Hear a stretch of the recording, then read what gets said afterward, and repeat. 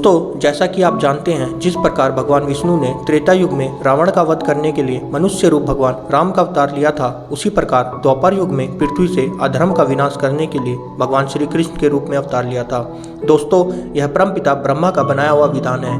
जो भी मनुष्य इस धरती पर जन्म लेगा उसकी मृत्यु स्वाभाविक है। इसी कारण भगवान राम ने अपनी इच्छा से अपने मानव शरीर का त्याग किया था। परंतु यहाँ प्रश्न यह उठता है कि भगवान श्री कृष्ण ने अपनी इच्छा अनुसार अपने मानव शरीर का त्याग क्यों नहीं किया था। तो चलिए जानते हैं अपने इस वीडियो में।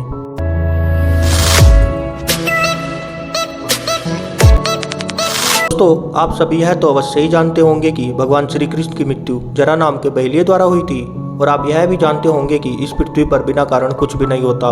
इसलिए भगवान श्री कृष्ण की मृत्यु के पीछे भी एक कारण था, और यह कारण था उनके पिछले जन्म में किए गए छल का। दोस्तों, यह कहानी तब की है जब भगवान राम त्रेता युग में अपने 14 वर्ष का वनवास पूरा कर रहे थे, परंतु लंका के रावण के साथ उनका बैर उत्पन्न हो जाता है। इसी कारण रावण माता सीता का हरण कर लेता है।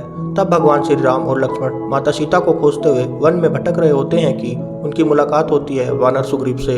सुग्रीव भी बाली द्वारा अपनी पत्नी के छीन लेने से दुखी था। इसी कारण राम और सुग्रीव एक दूसरे के मित्र बन जाते हैं। तब वानर सुग्रीव भगवान श्री राम को सीता जी के तलाशने में उनकी सहायता का वचन देते हैं, और भगवान श्री राम उसके भाई बाली का वध करके उसका राज्य और उसकी पत्नी को वापस दिलाने का वचन देते हैं। दोस्तों, आप यह तो जानते ही होंगे कि भगवान श्री राम ने अपना वचन निभाने के लिए सुग्रीव बाली के बीच युद्ध कराया था, और सुग्रीव से युद्ध कर रहे बाली को छिप के मार गिराया था। दोस्तों, बाली बड़ा ही बलवान था, उसे सामने से कोई भी योद्धा नहीं मार सकता था। इसी कारण भगवान राम ने उसको छल से छिप के मारा था। बाली की मौत से उसकी पत्नी तारा बहुत दुखी हुई थी, और उसने क्रोध में आकर भगवान श्री राम को यह श्राप दिया था कि जिस प्रकार तुमने मेरे पति को छिप कर मारा है, उसी प्रकार अगले जन्म में मेरा पति भी तुमको छिप कर मारेगा। दोस्तों, कहा जाता है कि बाली की पत्नी के श्राप के कारण ही द्वापर में उसके पति बाली ने एक बहेलिये के घर जन्म लिया था। उस जन्म में उसका नाम जरा था। जरा रात में पशु पक्षी का शिकार किया करता था। दोस्तों, कहा जाता है कि भगवान श्री कृष्ण के पैर के निचले भाग में जन्म से एक चिन्ह था, जो रात के अंधेरे में चमकता था।